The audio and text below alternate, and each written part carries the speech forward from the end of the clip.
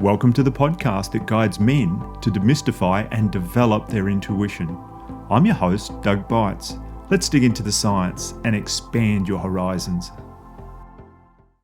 My guest today is Jennifer Anderson, who has over 26 years of experience as a leadership career strategist. She consults with national and international companies to build leaders into leaders that everyone wants to work for. She is sought after as a speaker, coach, and consultant about leadership and career management. She's been published in Forbes and various industry magazines and is the author of Call for Compassion, Building Compassionate Leaders for Collaborative Workplaces. Jennifer, welcome to the podcast. Thank you so much. It's so great to be here. Thank you. Good. All right. So we had a bit of a chat probably a month ago now and shared a lot of stuff. So I'm looking forward to a very interesting interview. So I guess for the listeners who aren't as familiar as I am, tell us your story. Like, where have you come from? Where are you headed? Just give us a rough lead in there before we start talking about your book. Okay, very good. Well, like part of me is a little bit like, well, I came from God and I'm on my way back to God. Like there's a little bit of that's there too, and in between is the amazing story that I get to create. I'm from the United States and pretty much grew up in California, and now I'm in the Midwest. So I'm in Missouri. And so people who are from the States are like, you live in misery? Kind of a joke. Anyhow, but so we have a little itty bitty farm, a little 8 acres, and it's kind of a funny thing about, somebody who, like, I'm very used to running in corporate spaces and I'm very used to engaging with lots of people. And it's really cool now how so many people have been able to move to the country because of being able to work remotely. So a lot of the work that I do with teams and corporations, I'm not even flying into their offices as much as I used to because their people are all working all over the place. So they're not going to have them congregate. I have, for example, a team of HR leaders for a multinational company, and we're getting together for a virtual offsite. But they have people in the Middle East, in India, in the Philippines, in the United States, in the UK, and so they're not gonna bring them all together, but they still want them to gather, and so we'll be getting together and doing some leadership training for them. But it's kind of cool, that we can do these things from anywhere in the world now. It's really lovely. Yeah, I love it. That's like, I didn't enjoy the whole COVID thing, but I absolutely love some of the things that came out of it. And I was very skeptical because I had attended some pretty amazing workshops in the years prior to COVID. And then we started doing them with the same people on Zoom. And I thought, oh, this will be very ordinary. But I was surprised. There was the emotions still stirred, everything. It was, yeah, it's great. Yeah. Right. No, it's so true. And I think about those days of being in the room and that classroom environment and bringing people together, and the sensitivity around how do we create this space for optimum learning and for best outcomes, right? And so in the end, I would always have that one student, if you will, one adult, who's snarky, right? Who's going to sit in that weird, awkward position, and they're going to kind of put their back toward me a little bit, like, wow me, Jen, what do you got to say that I haven't already read? Like that look and energy on their face, right? I still get it on Zoom. Like, it doesn't matter. The intentionality that we bring to things it's still going to show up. It doesn't matter what the medium is. So it's great. It works. Yeah. So did you have your little 8-acre farm before COVID? No. No, actually, we just moved here a couple of months ago, so we're figuring it out. Yeah, like probably 6 years ago, we bought 2.5 acres, but we're surrounded by much larger properties. We've got the little tiny one, and our neighbors are sort of 10 to 50 acres, and some of them have got cows and things. Yeah, and it's real nice. We just have the fruit trees; they have the cows and that sort of stuff. You took the healthier option for sure. Well, easier, because I like looking after 2.5 acres. Like in our summer, like it's It's a lot of work. We've got a B&B like detached a couple of 100 feet away from the house, and trying to keep, we got to mow every second day in summer. Like it's very tropical, and Yeah. things Yeah. grow fast. And Sure. It sounds like Missouri. Oh my gosh, you turn around and it's like, where did that weed come from? And it's like the size of a toddler. It wasn't there the day before. yeah, yeah. So did you move straight from California to Missouri? No, I didn't. I for the most part grew up in California through college, and then I moved to Utah. I was so excited to move to the mountains. The mountains of Utah are gorgeous. If anybody saw the 2002 Winter Olympics, it's amazing, Park City and all of that. And then you've got the gorgeous red rocks in southern Utah that is gorgeous. Oh my gosh. People hear of like Moab and things like that. And so that was really fun to live in Utah. I was there for about 25 years. And then my husband and I, we felt very, very strongly prompted to move to Missouri. So we actually were up in the Kansas City area. And so that's kind of the northern part of Missouri. Kansas City actually is bisected, half Kansas and half Missouri. And so we were on the Missouri side. But we knew we wanted land, and so when we were in that Kansas City area, it's so populated now. I mean, there's some farms, of course, but it was not what we were looking for. So we moseyed a little bit farther south into southern Missouri. So if anybody's ever heard of the Ozarks that's listening to this, it's like rolling hills, lots of thick vegetation, and so it's really beautiful and very, very wooded, very wooded.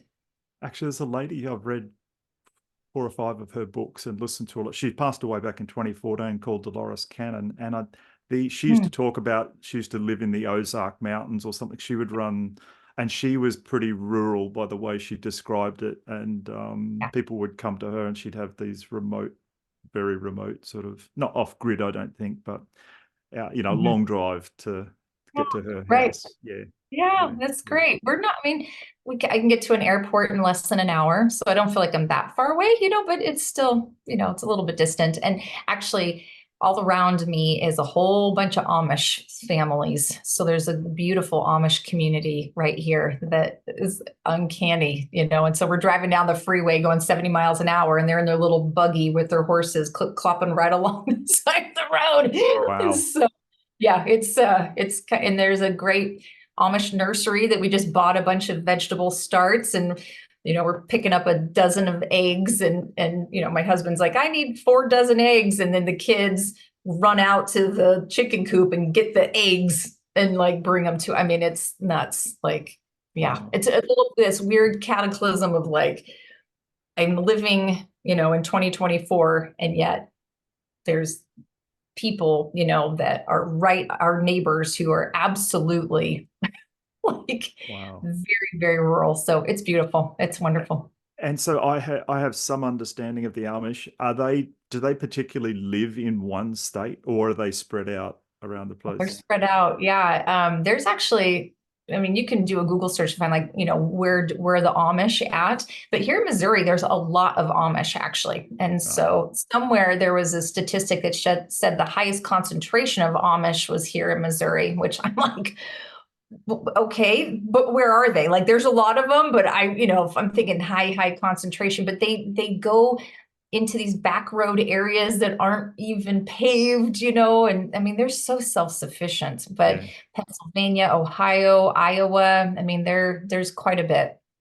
My wife has like half a dozen YouTube people she loves to follow her, and Yeah.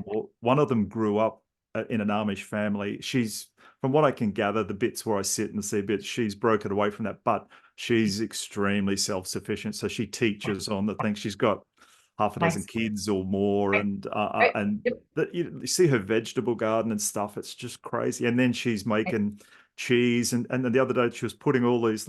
She was this big block of cheese she just made, and she was putting it into this temperature, especially temperature controlled sort of, I won't say fridge or freezer, but something like that. And then she pulled out all the others that had written on, and all of this huge varieties of big chunks of cheese she'd handmade. And it was like, wow, because my Yeah. wife does like doing, she's learning to do all that sort of stuff. Right. Right. And Yeah, so she Yeah, loves watching it. And so this lady's not Amish because she's got all the mod cons.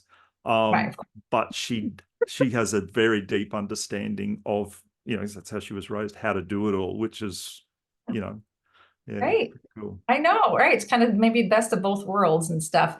I was at the grocery store the other day, and this is kind of close to Easter time, and I saw this mom with her son. She's in full-on Amish regalia, so that's like the long sleeve, long dress, the whole bit, the big black. They wear these gorgeous big black capes over the top of them, which makes sense because when they're in their buggy, they're going to get covered in dust. So it's like they can do that, but they were in the Easter candy aisle raiding all of the candy, just grabbing bags. And I'm like, so my little brain was like, wait a minute, like, don't we eat like really healthy, good stuff? And then they were, grabbing all this, anyhow, bad stuff. I'm like, don't buy that. Like, don't eat that crap. Maybe they were buying it so that other people weren't going to get to Oh, consume yes, I'm sure they were being very it. selfless. Yes, I'm sure they were doing that. But they're very kind and really, and they're beautiful, just beautiful from the standpoint of they're kind and their energy is really chilled out. And that's so like lovely, and so needed, good heavens, we need that today in this world. And just kind of they take their time and they have to take their time. A lot their main mode of transportation is a buggy, right? And so, however, they do get rides from some of us when they have to go farther afield, like maybe into like a bigger city. Mhm. So I've Cool. talked to some of my neighbors who have large vans, and they're like, "Yep, they totally hire us to drive them places." All So right. Okay. yeah, Yeah. Well, I guess yeah. I You know. want to go Yeah, somewhere like that. Yeah. right. Yeah, absolutely. Because So I'm it's sure good. if that you would have it like we do in Australia, there's certain freeways where they're not allowed to have, Exactly. certain vehicles on them. They have to be able to go above a certain speed for safety reasons. Yeah. Yeah. Right. Absolutely. For sure. So Yeah. come on out. We'll show you the Amish and Yeah. It'd be run around the very, acres. very interesting. Yeah. Now, I just want to go back to a bit that I read in your bio. It says that you build leaders into Mhm. leaders that everyone wants to work for. So tell us a bit more about that. Yeah, for sure. So, um, with my many years of crossing paths with leaders, there are people who get promoted into leadership who often were in the right place at the right time. Maybe they had the most experience, the most tenure on the team, and they get promoted up into leaders. And let me redact that word leader for a second. They get promoted up into management, but they're not necessarily a born leader. Um, but they're needed to lead the team, if you will, and manage the team. And so a number of them, it's like, kind of think of like the chest pounding, like, well, I'm the boss, I know the most. You have to listen to me. And that doesn't work. It does. I mean, it can work for a teeny amount of time. Any person who is listening to this who has children, it's the same deal, right? Like you have to listen to me. I'm the parent. That works for like a little bit, and then it's like, okay, let's remember this is another human being with opinions and ideas too. And so becoming the leader that everyone wants to work for. My whole thing around that is, what do you really stand for? Who are you? What's that difference that you're making in people's lives? So then they will trust you, they will listen to you, they will follow you, and really be that leader. And there's a little bit of a kind of a tongue in cheek, if you will, around it, because, the statement is, to be that leader that everyone wants to work for. But in reality, not everybody's going to want to work for you. And that's some of my most juiciest work that I love to do with people, Doug, is to really help people to identify what their personal brand is. So to me, it's like a foundation. Your personal brand is a foundation to who you are. And then on top of that foundation, you build upon it. So think of like a house, for example, or a structure.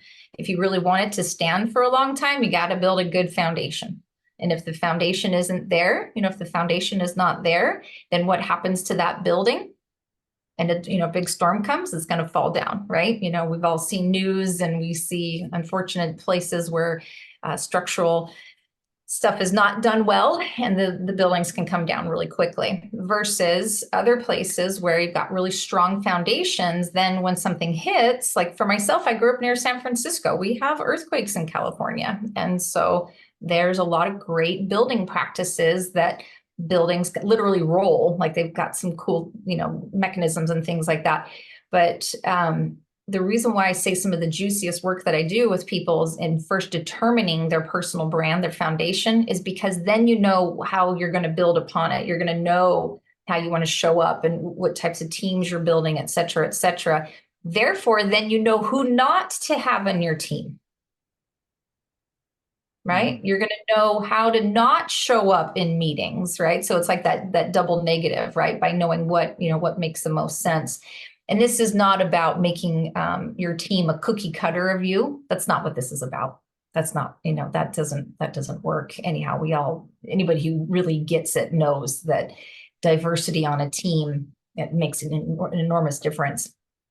And so, but in the end, there's far too many people who've gotten promoted into leadership or in leadership for a really, really long time that have disconnected from who are they fundamentally as a person and how is that making a difference in their role as leader. It's like they're like separating too much their personal life from their business life.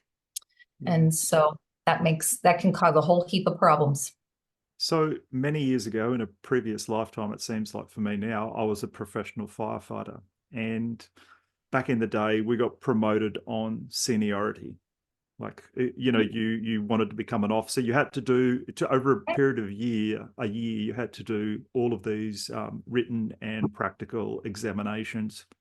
And then you were officially qualified. So if they didn't want you to be an officer, they just kept failing you on the exams. But some people would do them for year after year for 10 years, and eventually they had to let them pass. And then they would get promoted. And so we had a term here, like you would get promoted above your level of competency. So, and so I'm wondering here, now, some people that you go in and train, if they're at that stage and they don't realize it and their employer decides they want them to go through your training, how effective or ineffective is that when the person is just forced into the training? Are you able to get any headway with them? Yes, I do actually. I'm always like, give me the tough nuts to crack. Let's do it. Let's do it, And so I have had so many wonderful, successful stories with people who come into the training, arms crossed, leaning back. They got that cranky look on their face, like I was saying earlier in kind of the intro of like, come on, Jen, just try to teach me something, And they look at me like, who are you?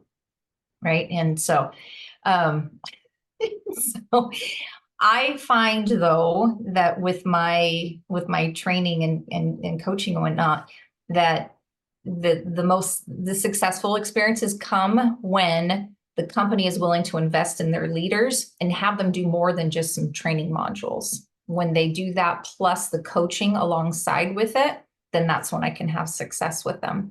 And I find the company, I'm talking like bean counters, right? So people who are not willing to spend the money on developing their people. And they're like, and you can almost tell, like, it feels like they're checking off a box or something of like, oh, here's your annual leadership training, check, we're done, And so, we just have you, watch a module or read a leadership book and we can say we did something, right? The companies that do that, they're going to continue to perpetuate really bad stuff.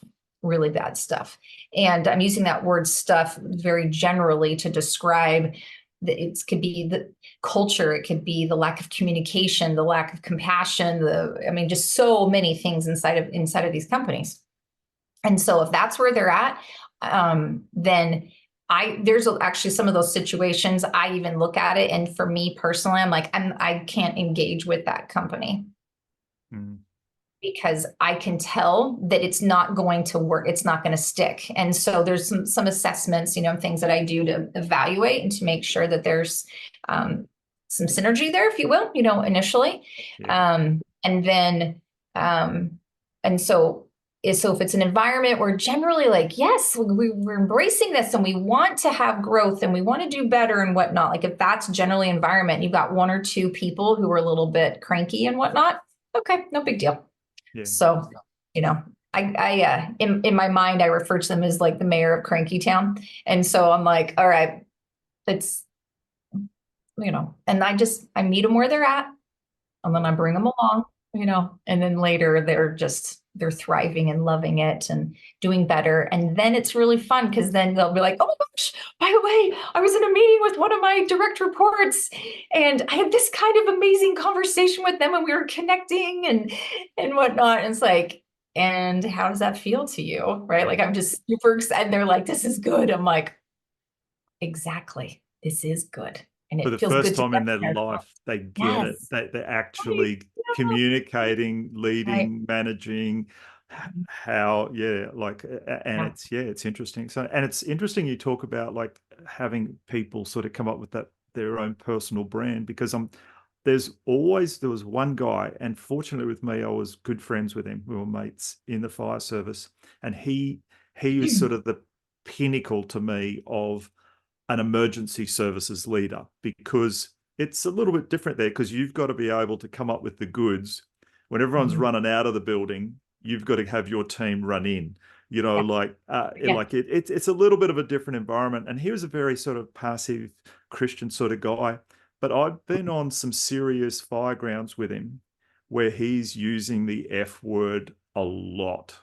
Mm. And he came up to me once after the incident was over, a couple of hours after, and he apologized to me.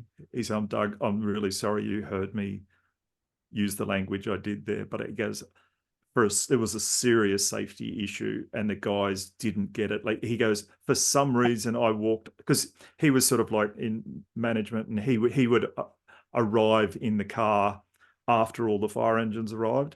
And he goes, just for some reason, no one else could see the safety issue that I could see. And it took me like 2 or 3 minutes to get through their heads how dangerous the situation was. And he just had that ability. He was the pinnacle. Like, he could just see what we couldn't see. And in hindsight, we all went, wow, how did we put ourselves in that dangerous situation where it could have gone really pear-shaped? Like, we already had two victims like deceased at the scene when we arrived, and we could have, like, 4 or 5 of us could have fallen into that same, and we couldn't see it. And Right. Yeah. he had his own personal brand. He didn't use that extreme amount that often, but he could, when it came to training when he was crew, when he was operational on the trucks, he if I or other officers tried to get our crews to practice and do certain things a certain way for a fairly long amount of time, like he did, he was really honing their skills. The guys would just look at us and roll their eyes like, come on, let's go and watch TV for a while. Like, we've just had enough of this. And because we have fire service have a lot of downtime. And he could inspire and motivate and take his his team to the next level of training, so they were really well prepared for anything that happened. And it was just, I admired him. And I used to call him a fire magnet. If something was going to hit the fan, he would be on duty. He just Mm. had the variety of it. And he got mentored by his father. His father was in the service as well, and they were at adjoining stations, like, sort of 5 miles apart. But they were like kind of on the outskirts, so they didn't have a lot of backup. So when they would both turn up at a large incident in the middle of the night, they'd be the only two trucks for the next 20 minutes. And he would be a young officer, and he said, I'd say to my dad, what are we going to do? And he goes, well, we're not gonna panic, son. He says, and Dad would just pull out like a cigarette paper and his tobacco, and he'd start rolling a smoke, and he'd say, well, son, we're just going to stay calm, and we're going to work this out. There you And go. he goes, I'd be all on edge. He said, and his dad was able to mentor him and slow him down, and Mm. just, Cool. That's so that you awesome. could take the blinkers off, see the big picture of what was going on, Yeah. slow everyone else down. Because during an emergency, everyone wants to run around and be busy and fix it now. Okay. Slow it Yeah. down. So he was Yeah. mentored, and he said he was just so lucky to be. So he didn't work with his dad all day. It was only when they joined up, at a large incident somewhere where the multiple trucks were needed. Yeah. Oh, I love Yeah, that. but That's yeah, so he awesome. yeah he definitely had his own personal brand that Mhm. was rare and Mhm. was very Oh, effective in the workplace. Very, yeah. I love that. It's so good. I Mm. didn't realize that you were a former firefighter. My husband used to fight fires. All right. Yeah, Yeah.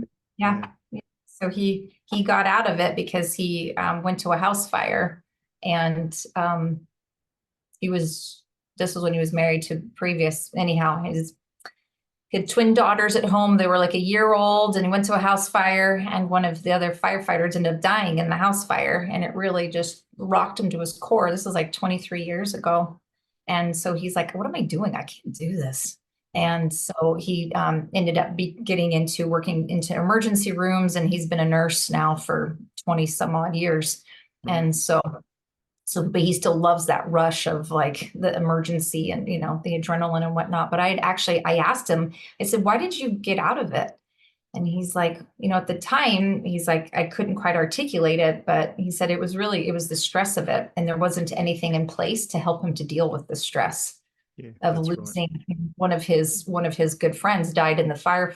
And here's a little public service announcement for everybody listening or watching this.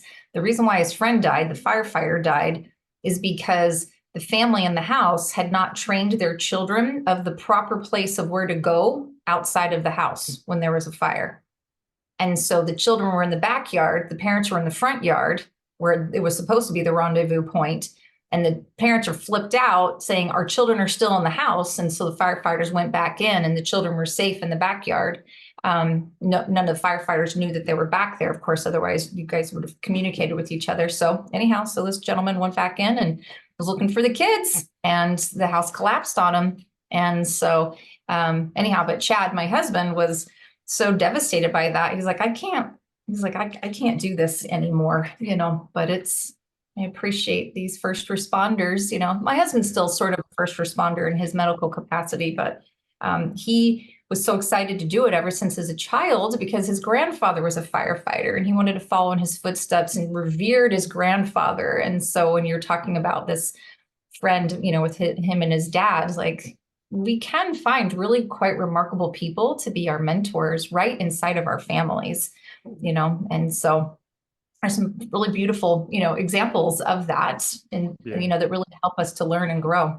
Well, actually, the funny thing was his parents had split up like many years before, and I assume he'd stayed with his mum, and he said he really had no relationship with his father at all, Mm. and until he became a firefighter as well.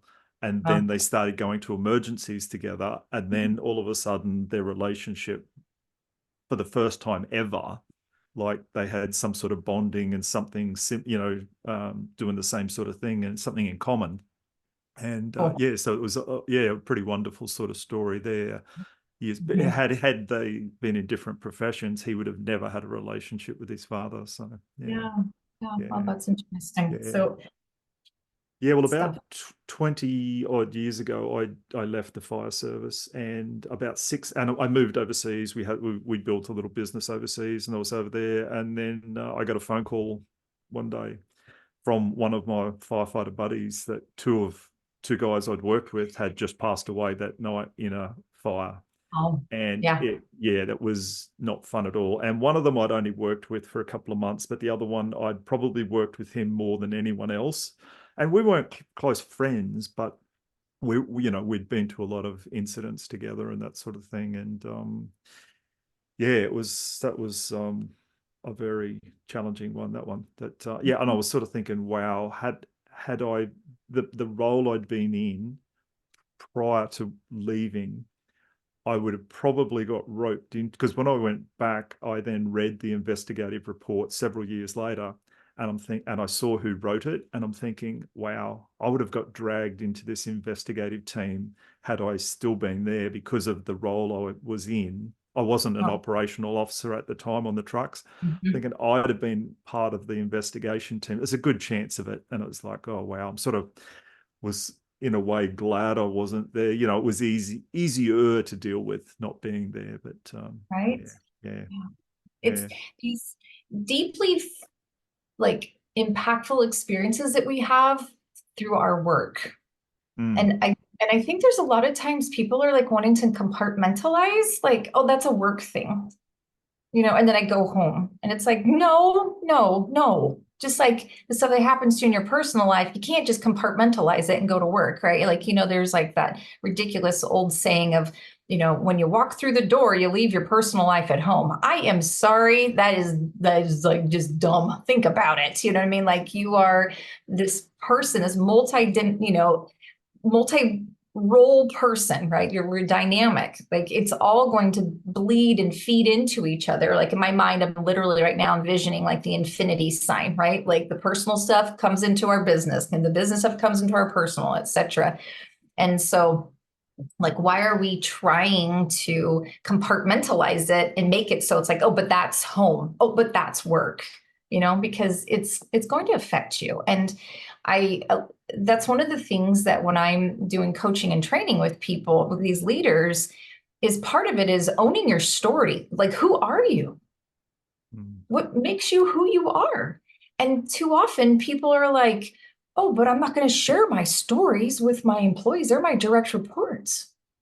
I don't want to show them, like a possible weakness or something. And I'm like, whoever said that, like, that makes you weak because you had a family member pass away in a fire? Like, are you kidding me? Like, that's sad as heck, but it doesn't make you weak or something, right? And so it's anyhow, it's part of me personally. I am so passionate around let's embrace our story. And to me, again, that's part of that foundation, right? It's part of our personal brand of who we are. And so then that can make a difference in how you're connecting with people. And the number one reason why somebody leaves a job is not because of money. All right. So most managers will say, oh, I couldn't keep that guy working for me because I couldn't pay him enough. HR held me back. Human resources said I couldn't pay him more. It's like, no, no, no. It's not about money. The number one reason why somebody leaves a job is because they're not connected to their boss. They don't mm. have that connection. So the more that we stop and embrace and understand and honor our stories, then when we're in those one-on-one conversations with our employees or inappropriate team meeting type things, then you can share those things and vignettes of stories and how that's molded you and grown you. That's the beauty of life. Just how it is like with our friends, Yeah. right?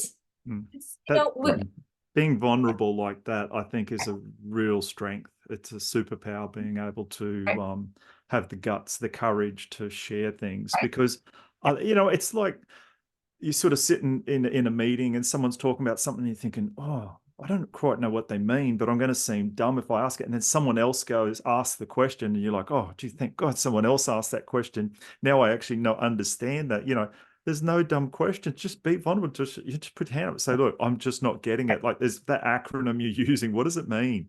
mhm, And right. Yeah, yeah, exactly. and people might look at you like you're a bit dumb, but if you then couldn't relate that for the next half hour in the meeting and you're missing, you're not able to tie things together, it's just, you just got to be vulnerable. Yeah. Yeah. Yeah, And right, yeah. exactly. I And got whether always it's like, something, I don't get it. Like, what does that mean? yeah, Sorry. yeah, yeah, yeah. Or I'll be the sharing first something that full throws on. myself out there. Yeah, yeah. No, I find that.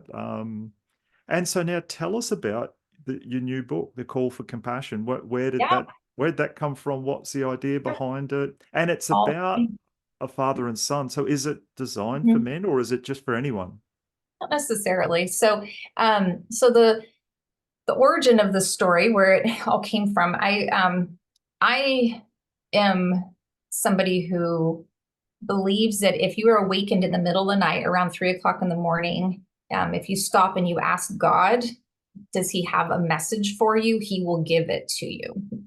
There's a lot of people who get get all sorts of pissed off, right? They're like, I don't want to be awakened in the middle of the night. I want to keep sleeping, And it's like, I'm like, well, here's just another perspective on it. Like, if maybe you're being awakened for a reason, right? And so I have trained myself to do this over the years, that when I'm awakened sometime between about like 2:30 to 4 o'clock in the morning. I don't set my alarm, don't get me wrong, right? It's just when I'm awakened. And it could be like a dog barking, it could be the need to go pee, it can be like something, right? Like something, I need to get up. And I will often ask God, like, is there something that you need me to know? And there's several times like, no, it's nothing, or yes. So when he says yes to me, then I make sure that I'm ready to write it down, because I will not remember what the thing is, because I will go back to bed and I will not remember it. But one night he woke me up and he said, it's time for a call for compassion. It's time to really encourage people to step into this space of being compassionate. So I jotted those thoughts down, and one of the things when he was giving me this, I call it divine download anyhow, but when he was giving me this divine download, one of the things that he shared with me was to have there be a story with a dad helping his son to teach his son about compassion.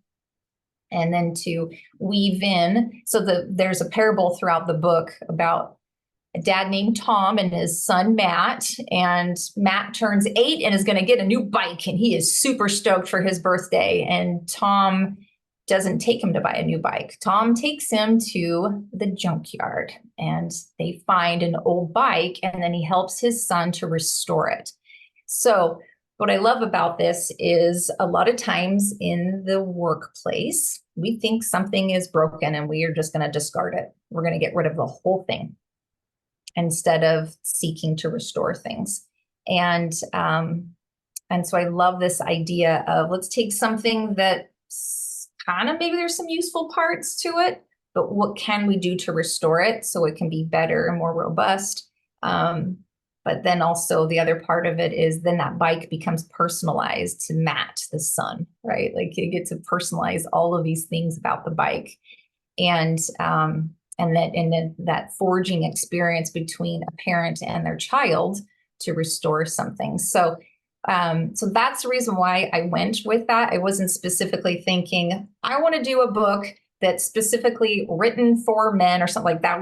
There wasn't anything, around that. But beyond Tom and Matt, there's the mom, and there's a daughter, and there's other people, and there's a lot of people actually woven throughout the parable to flesh out this whole story. And so, but that they just kind of were the leading people. On a personal note, my father's name is Tom and my brother's name is Matt.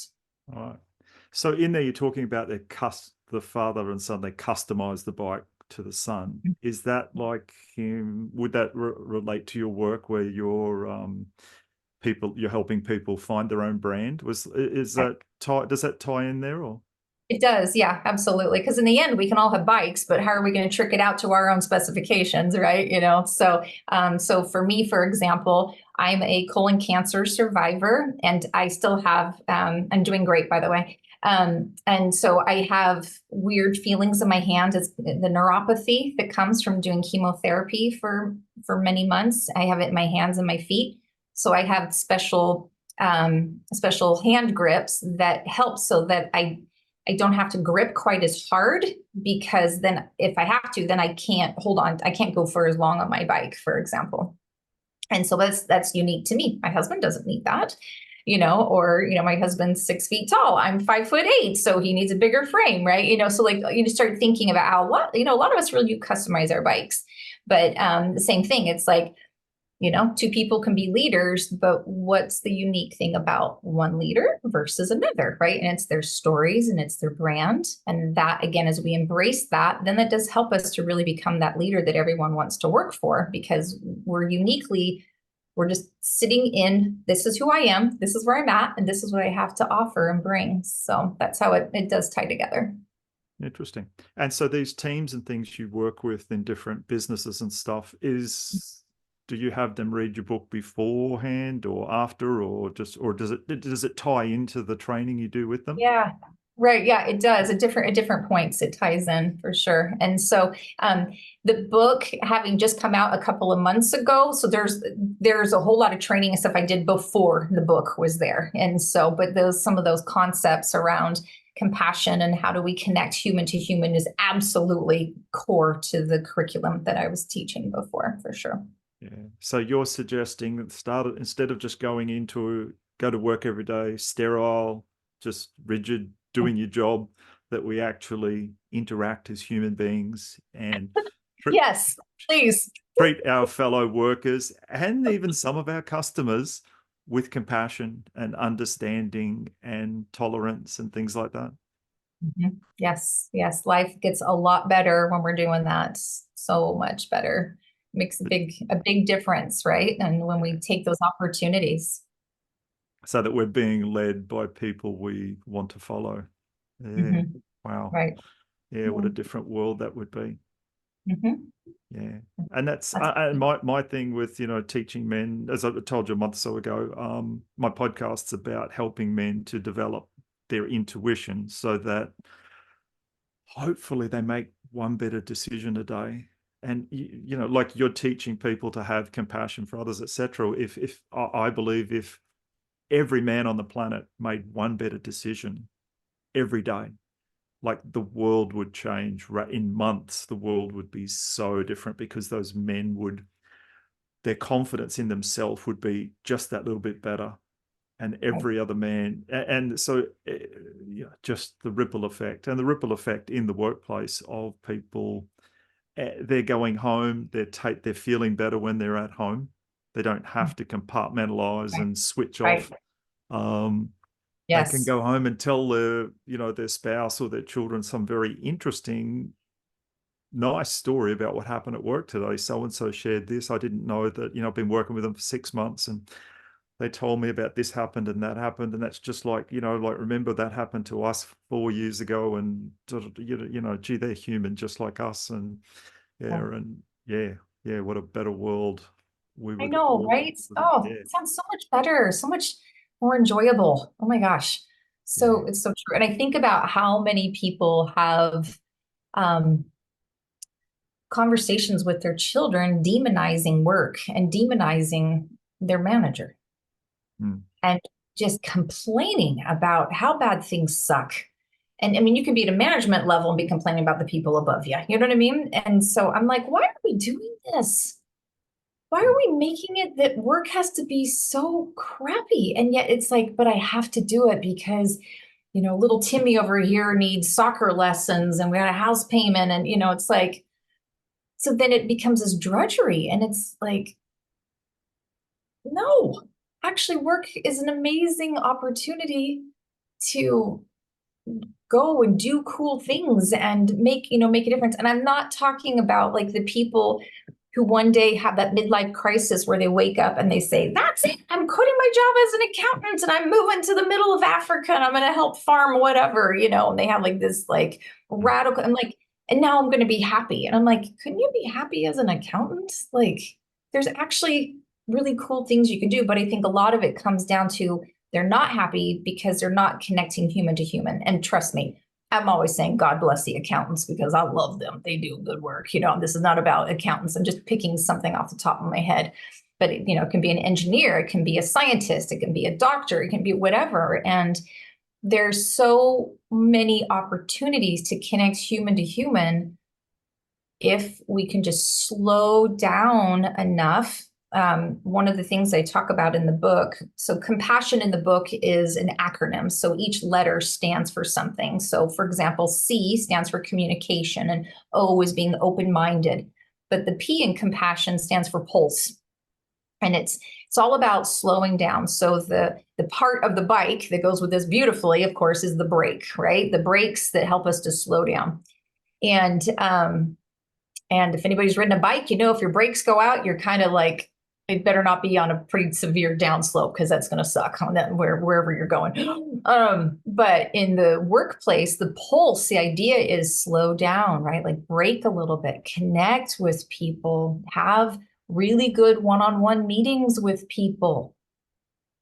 And some of the work I've done with people is even just helping managers understand what a one-on-one meeting is, and it's not about status updates. Okay, yes, there's status updates. You're in a project, you got work, you're doing things like that. But a true one-on-one meeting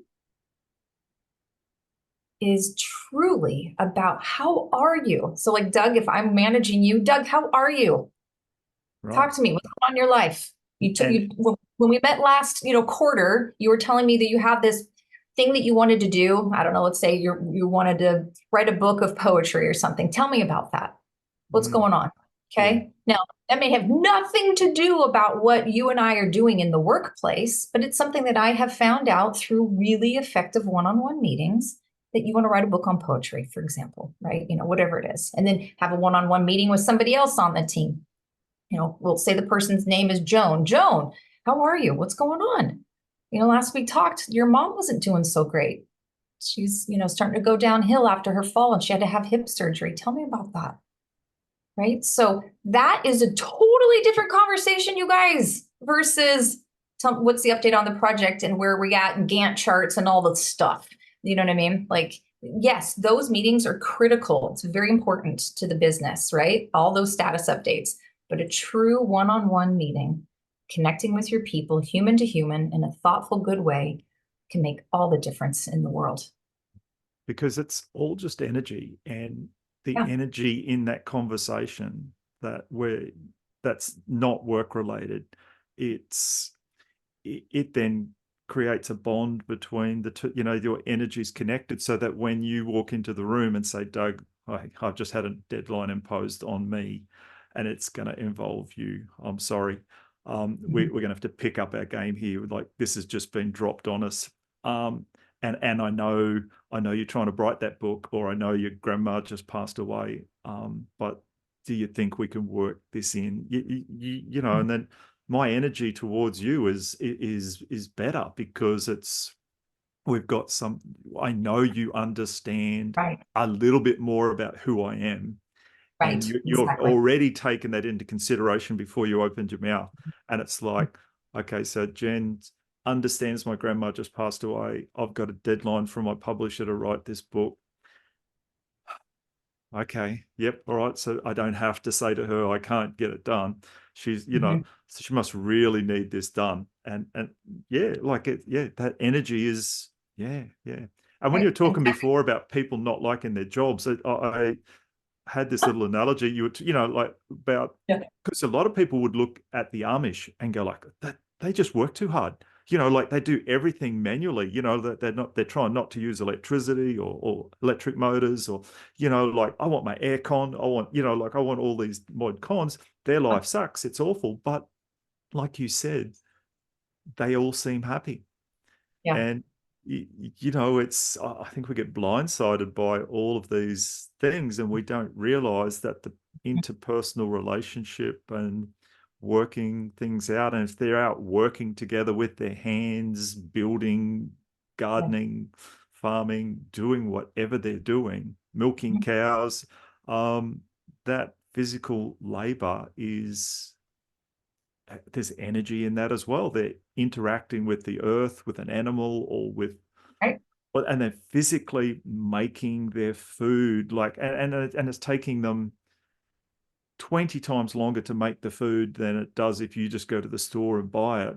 But the energy in that food you buy from the store sucks, in my opinion, compared to the energy in that Right. food that's Oh, been for sure. made by Yes. hand, the love that's in it, the vibe.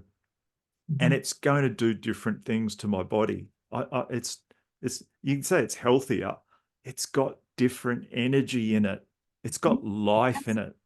Right. That instead So of true. buying something lifeless from the store, because the person who was making it in a factory in another country is just, they're being whipped to Uh-huh. mass produce, Uh-huh. and Yeah. or some machine is making it, and there's no life in it. And it's, yeah, so Yeah. I know. Oh. yeah, Oh, Doug, you just shared so many juicy things. I have to touch on something that you just talked about, though, about using our bodies and doing something, I think that there's a huge issue where we're not doing stuff, right? And so people are sitting at their desks and they're on their computers all day, so they're getting all the whatever electronic stuff that's coming off of monitors. And even if they're not at a desk, there was a recent study that came out that like teenagers are on their devices 11 hours of the day, right? I'm like, oh my gosh, like it makes me want to throw up thinking about it. And I got an 8-year-old daughter who's bugging us for a phone, and my husband and I are both unilateral, like, no, like absolutely not. Capital letters, underline, highlighted, no, no, no, no, no, no. She does not need this. And anyhow, so where I'm going with it though is just that ability to do something physical. It makes a huge difference. And it was like in the early 2000s, I was in a conversation with somebody and said something about the prostate cancer was going up, and particularly like the cases was going up specifically for men. And they found a weird linkage with men who were wearing neckties. And so there was like some kind of commentary around like, well, here we are, we're killing off the men by wearing neckties, and I'm like, and I didn't even read the study. And I turned to the person who shared this with me. I'm like, it's not the necktie. It's because they're sitting on their butt all day at work. Yep. It's not the necktie, No. And so it was a case for like, let's get rid of the neckties, so we can have, dress down days instead of being in a, shirt and tie and, a whole bit. I'm like, but okay, if you pick a job and a career where you're sitting a lot, but what else are you doing when you're done with work, right? Meaning before work and after work. Are you getting up in the morning and giving yourself time to move your body? Are you doing some stretching? Are you doing some exercise? Like even just take the dog for a walk around the block, like what, depending on, what your living situation is. But a lot of people are not doing that, and they're waking up and they're jacking themselves up with a whole bunch of caffeine, and they're getting through the day, and then whatever else they're doing in the evening, as far as trying to go to sleep. And we need to move our bodies.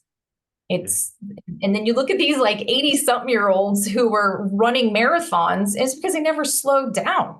They just keep going, and I think of my ex-husband has a grandfather who was in his late 80s, and he was still running their family orchard.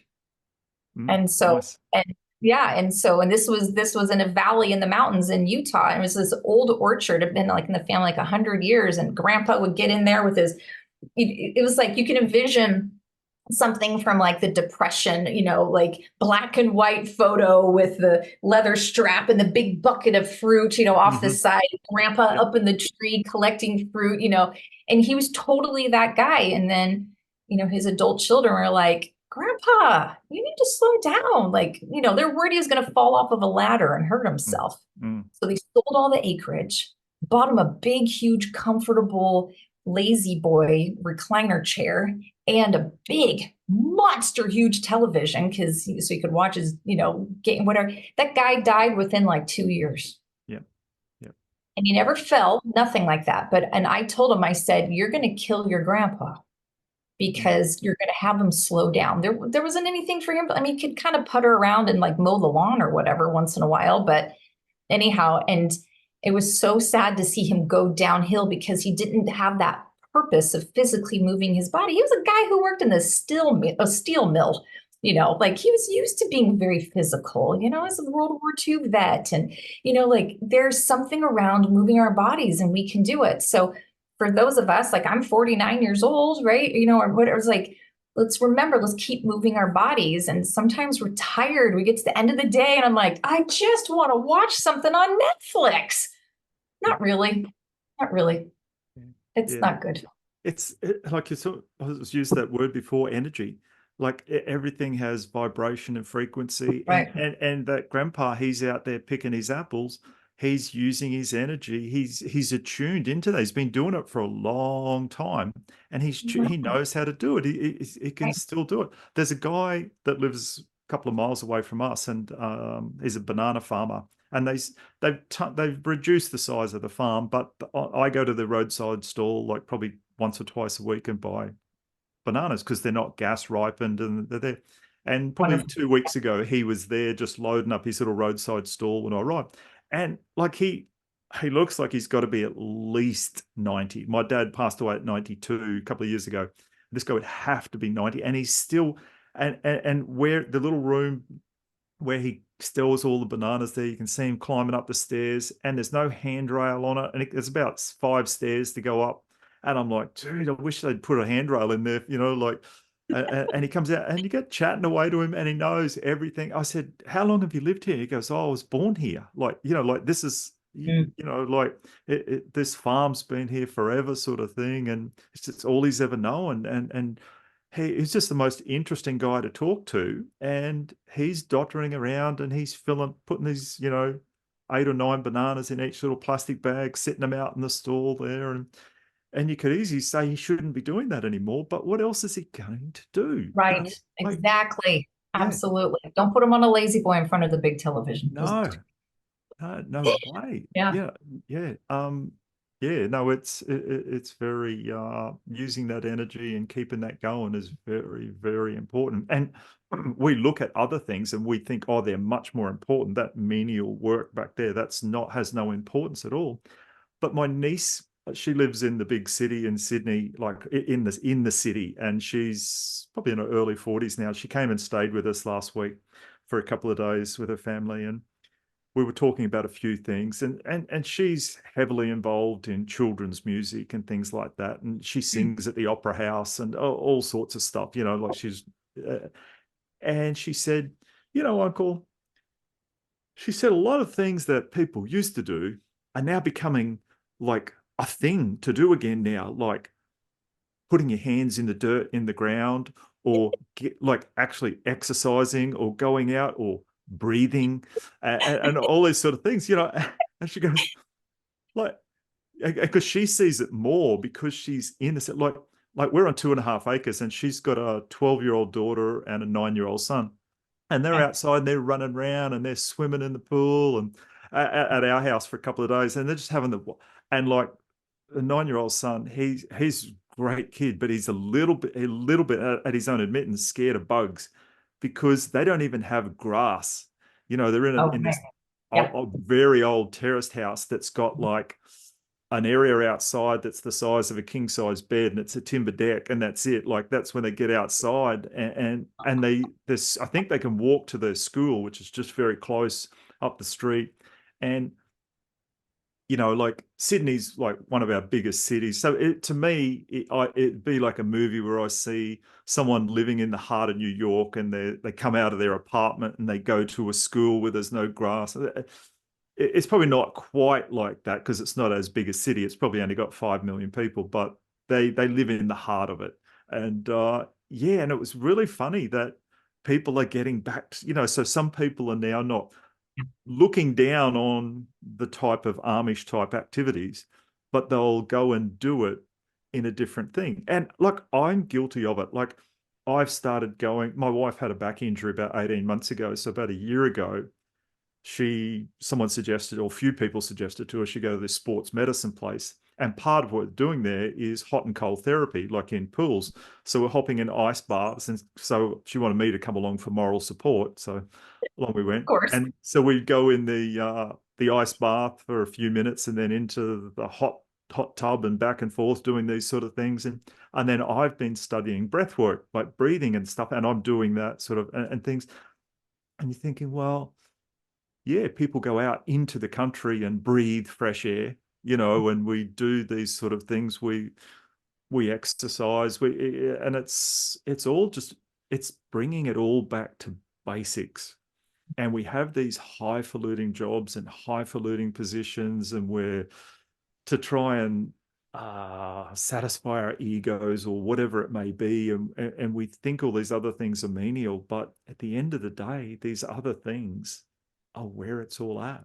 That old grandfather harvesting those apples. I know when I go into our little, very small little citrus orchard there we have, and I pick my fruit, and I've got my own little roadside stall, and like we've got a grapefruit tree there that's got these big, beautiful grapefruit on. We don't eat them. We don't like grapefruit. I've grown it simply because people buy them in the roadside stall. One of the neighbors has got a tree that's very prolific with them, and he sort of gave me a heap of them for the roadside stall, and they sold really well. So I've planted this big, and I just love going out there, Yeah. harvesting the fruit. Right. And then, Right. and the things that we do like to eat, this tastes so good. We're just back to basics, The energy within those foods is Mhm. different. It And is. yeah, Right. very Absolutely. For sure. satisfying. And yeah. I told you, I went to the Amish nursery and I bought like vegetable starts and stuff like that. I started some stuff from seeds, but I didn't do it soon enough. So they're not quite big enough. So anyhow, so I got these like little tomato plants and things like that. And one of the things that I love to do when I'm putting plants into the ground is to talk to the plant. And I was thinking, people think I'm freaking losing my mind over here. You know what I mean? But I'm like little like Roma plant. I'm like, oh, I'm looking forward to enjoying, the fruits of this and, watching you grow and, whatever. And because to me, it's like I'm helping to nurture this plant and letting it come to the fullness of what it's doing, energetically, right? But that energy between a human being and a plant, it's actually really powerful. It's lovely and it's remarkable, right? And I'm envisioning myself harvesting these Roma tomatoes later and eating them, and right now they're not producing any fruit right yet. So I go to the store and I buy stuff and I eat it and I'm like, this doesn't even taste like a tomato. This doesn't. It doesn't. It's not nearly as good. And so, but I'm still appreciative of some of the nutrients that I can get from that.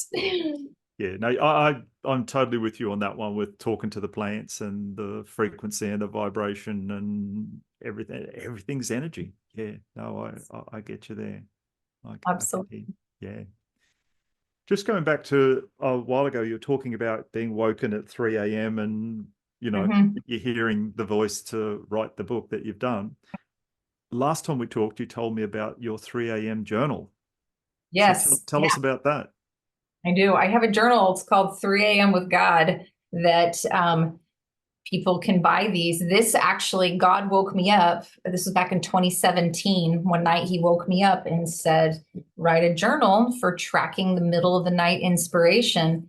And I was coherent enough and smart enough in the moment to jot it down on a Post-it note so I wouldn't forget. But I remember waking up in the morning and thinking, a journal for middle of the night inspiration. I'm like, and I thought, somebody's created this, right? So I started doing all the Google searching I could do, everything on like all the, on Amazon and looking on different booksellers and just like everything. I'm like, somebody somewhere, somebody has created this. And I will never forget the moment I was sitting at my computer, hands on the keyboard, typing, like looking all these kind of different SEO search type things, trying to find something. And I couldn't find anything. The only thing I could find was like a basic notebook that said like 3 a.m. inspiration or something on the front of it. But it was a basic line note, like it didn't even have quotes, nothing. It was just a simple little notebook. And I was like, nobody has created a real like guided journal. And I said it out loud. And I was like, nobody's created this. And just immediately the thought came to my mind where God's like, exactly. That's why I need you to make this. I need you to do this.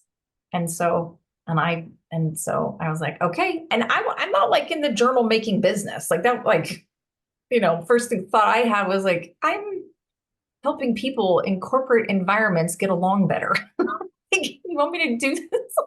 Okay.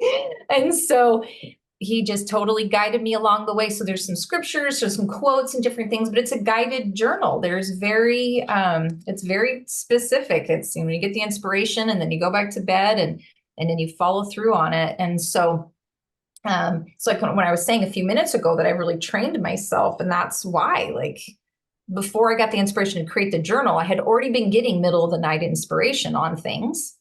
But to put it in one particular place, Doug, is really beautiful. It's remarkable. And so this journal that I'm holding up right now, think it's my fifth or sixth one since then. and there's 52 entries per journal, so one a week. So sometimes I'll have like an experience like once a month. Sometimes I'll have two in a week. Like it just depends what's going on. And so I love having specific journals that are just for the middle of the night inspiration. It's not lost in my other notebooks, my other journals, or anything else. It's all in one spot. And my my sweet little daughter now, so she was like 2-ish when I got the inspiration. She's now 8, and I'm not stopping doing this anytime soon. I'm looking forward to the day when she's an adult and I can have a conversation with her and hand her a stack of these journals and say, go read these. This is going to give you some insight about the hand of God in my life.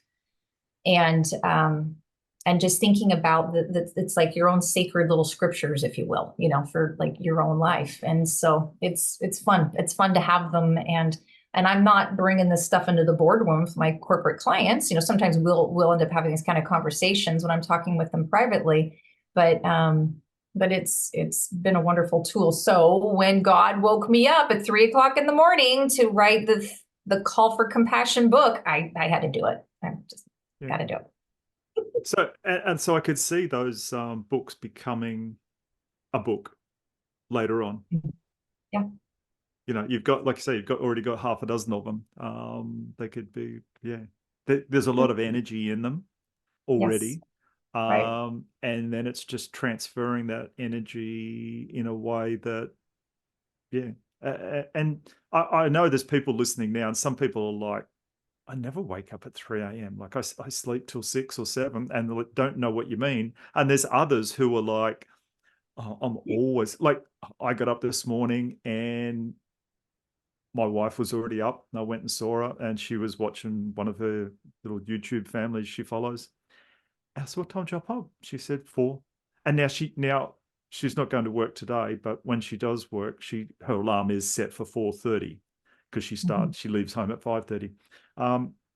But she didn't have to go to work today, but she still woke at 4, and I said, why? She goes, oh, I just hopped up, and was awake, and so hopped up. It's like, so some people do wake early, and I'm sure some people are like, I do get those inspirations. I do. Yeah, wow. I've never thought to write them down. Wow. Yes, write them down, and people. I always forget them. Yeah. You will. You will totally forget it, Doug. Everybody does, because we're tired, right? So yes, you will. For one of my best friends, I remember after I printed them and I got together for lunch, I gave it to her as a present, and she's like, "What?" She said, "I never wake up at 3:00 in the morning." She said, she's like, "I'm way too tired," whatever. Like all, and now I think at the time she had 2 kids. Now she's got 4, and she's like, God knows I need my sleep. He's not waking me up. Anyhow, so I'm like, just take the journal. I'm like, if you don't use it, give it to somebody. Just keep it. You never know.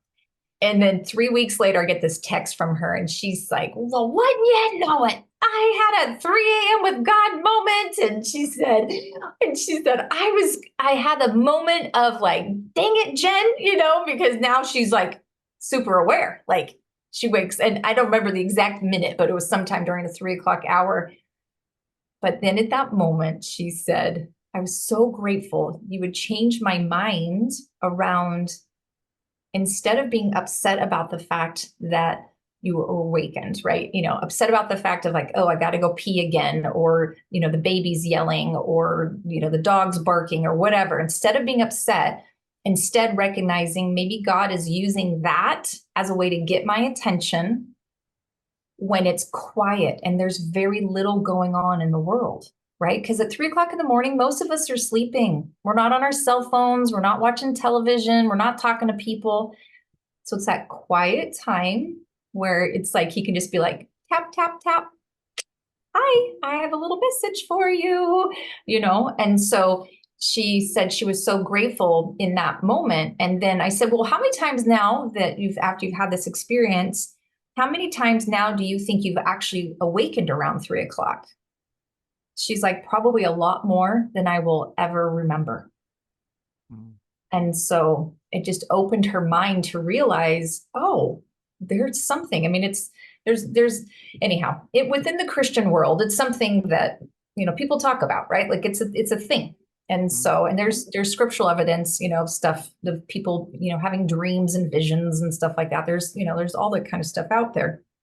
I'm just inviting people, just change your perspective on it a little bit. Mm. Instead of being ticked off about it, could And it maybe just be a beautiful opportunity? there is some energy there too when we take pen and paper and write things down. Amen. Yep. Yeah, yeah. I remember like on our property here, there's a few things we're still trying to work out. We did a big renovation on the house, but there's still a couple of little things. And there was one area of the house that my wife and I, not that we couldn't agree, but we couldn't work out what we needed to do. Okay. And we will often discuss it, and it was like a bit of a problem area outside, and it was like, oh, I wish we could fix this up. Anyway, I got a notepad out one day, and I just with a pen and paper rather than on the computer, and I wrote down what is the problem, what do we need to do, and so I wrote out the problem, and I wrote out like because it wasn't specific to the answer because we didn't know the answer, and this is what we'd need to do. And then I completely forgot I wrote all that out, and it was about half a page.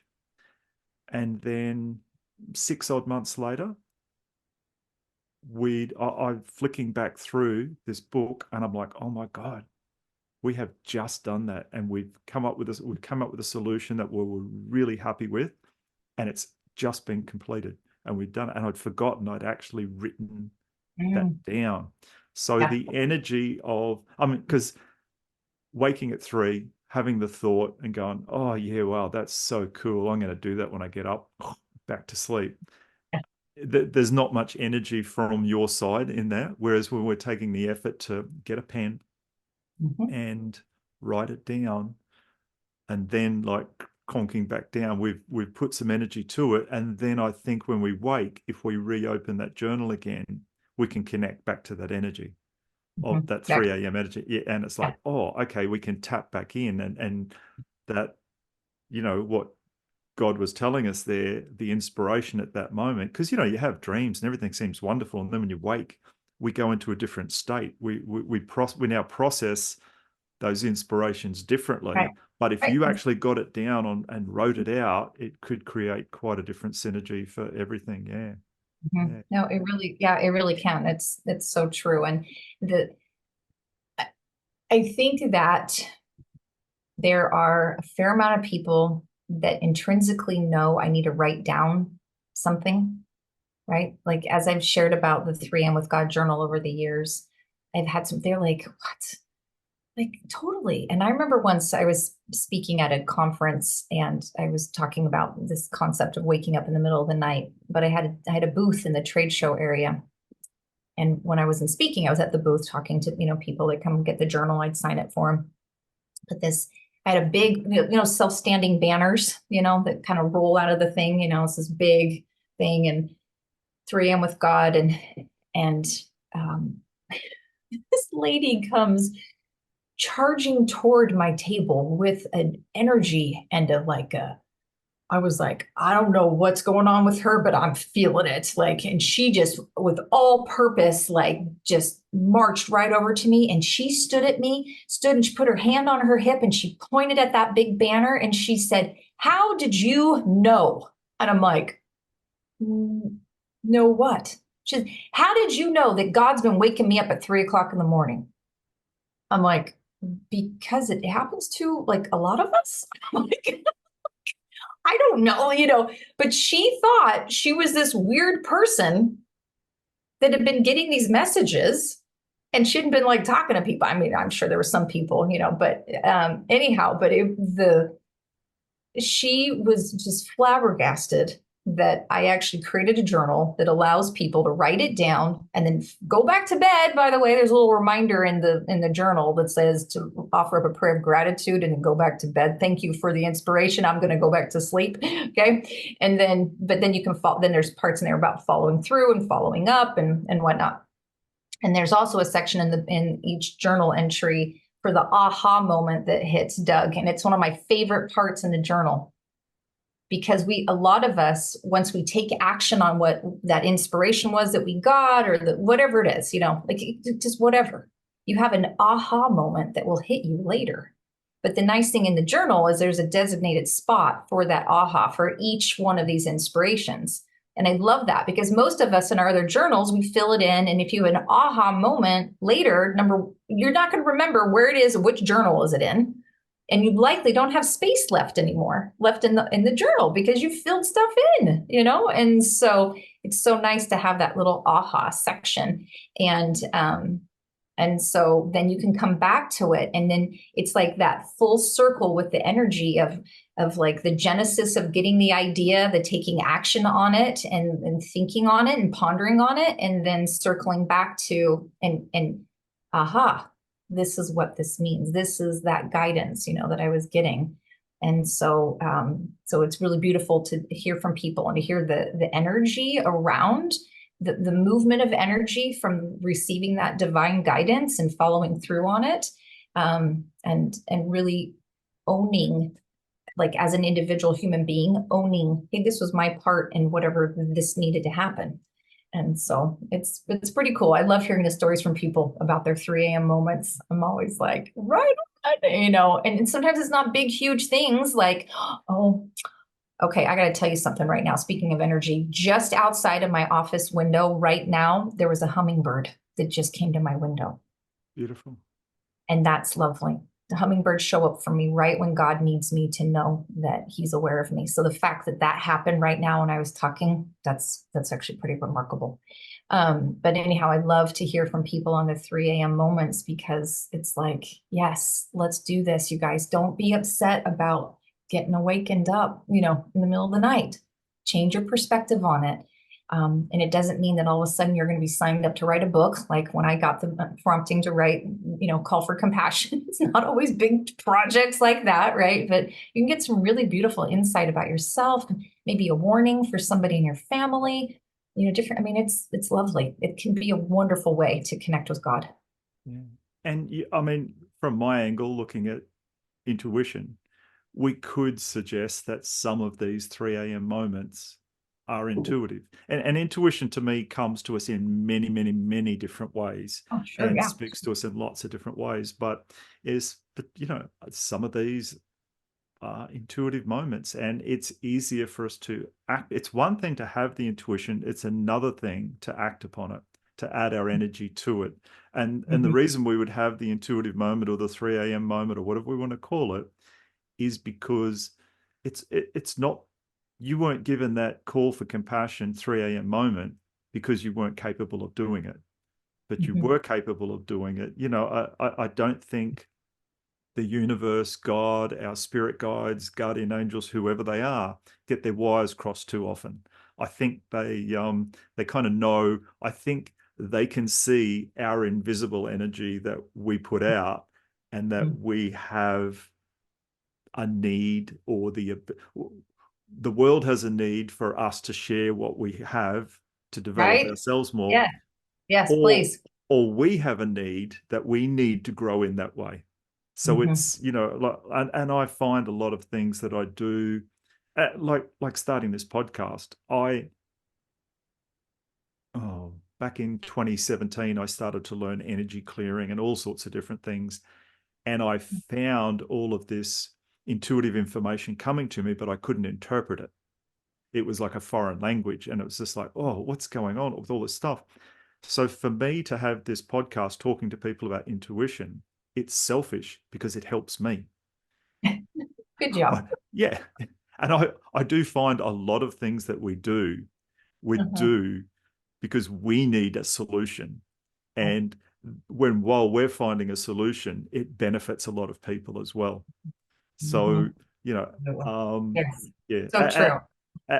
Yeah. And I look at a lot of things I do, and I think I'm so benevolent and I'm helping the community. And then when I look back, and I'm thinking, yeah, a lot of what you do, Doug, is really selfish. It's just you're trying to satisfy needs in your life. And I think we're all like that. We all have egos. We need to feel better. We need to whatever. And hey, so be it. If me learning more things and developing myself more is benefiting the whole community, like everyone in many different ways, so be it. Because again, another reason I know I'm selfish is I want the world to be a better place so it's more enjoyable for me to live in. Right. Like it's just Yes. it's symbiotic. It just works. We all just bounce off each other, and the better everyone else is in it. Like what I said before. If every man on the planet made one better decision a day, what a better world it would be for me to live in. Like Right. that's the Yes. reality Right. of it. Yes. Like that. Exactly. Yeah, I'm selfish. I'm upfront with it, and it took me a long time to realize that a lot of things I do are like that and why we do it. And we can, and there are people out there saying, I'm trying to help, and they genuinely are trying to help everybody.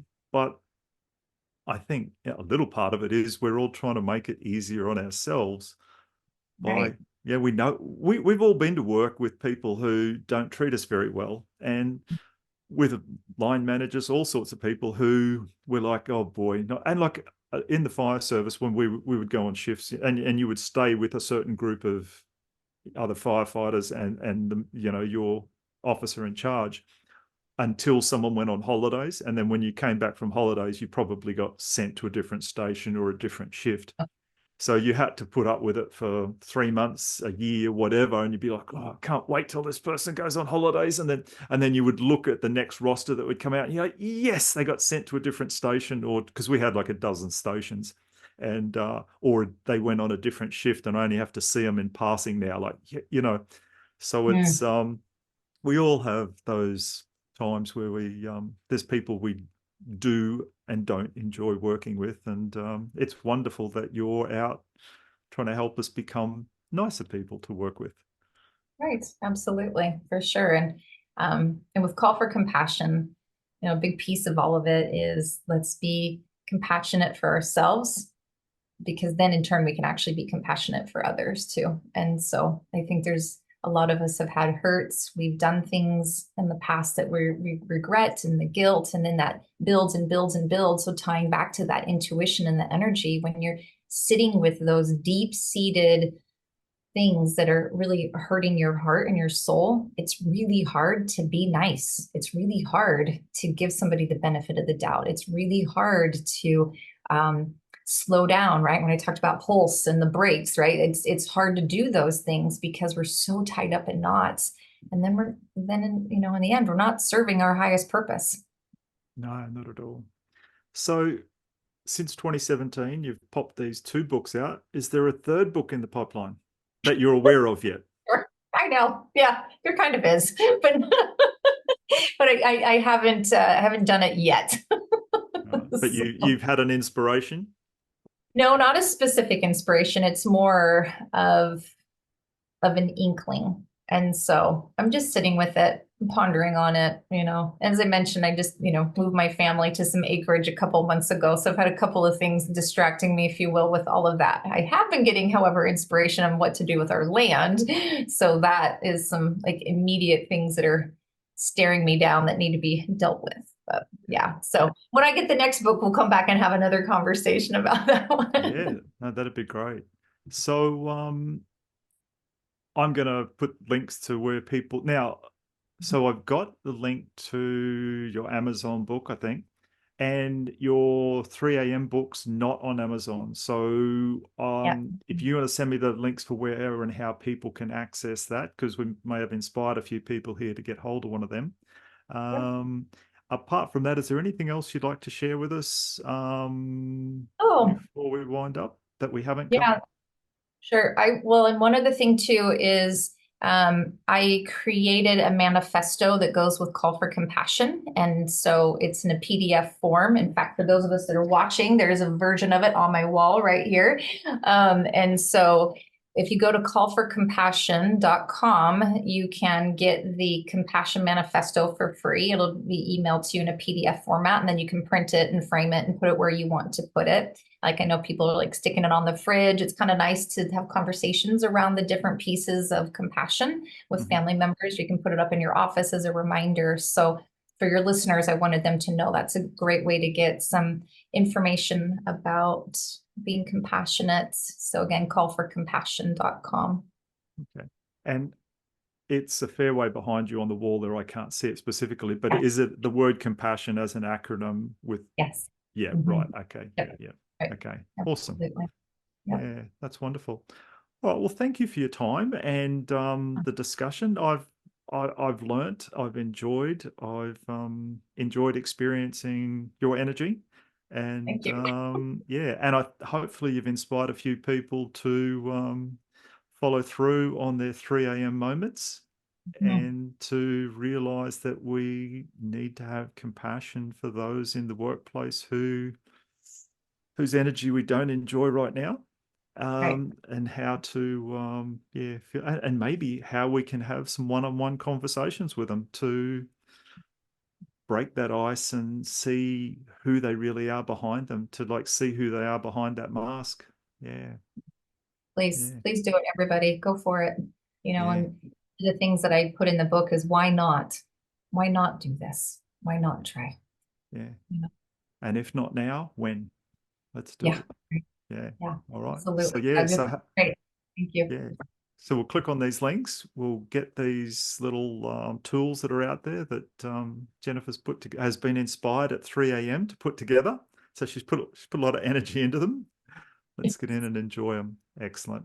Thank you. All right. And yeah, that's beautiful. I'm sure everyone's enjoyed that today. Well, we're at the end of another thought-provoking episode. Remember to subscribe so you'll be alerted to new episodes. I want to say thank you to the men who are joining me on this journey of intuitive development. I truly hope our time together has expanded your reality and reinforced trust in your ever reliable gut feeling. Embrace your intuition. It will not lead you astray. Until next time, stay tuned, stay curious, and trust your gut.